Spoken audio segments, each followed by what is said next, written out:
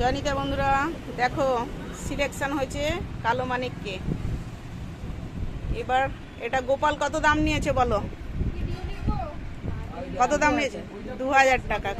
এইটা সমেত, তাই তো? পুরো সেট। এই যে দেখো পাগড়ি দিয়েছি, গলার হার দিয়েছি, প্যান্ট পরে আছে ভেতরে, জামা দিয়ে টোটাল 2000 টাকা নিয়েছি।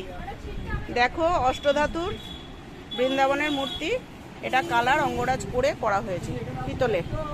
সাথে সেট আছে, এটা হচ্ছে খাট হচ্ছে তোমার 8-10 খাট আছে, 8-10 খাট আর গদি, চাদর, মশারি আছে। এই যে মশারি সব নিয়ে হচ্ছে আপনার 660 টাকা, তাই তো?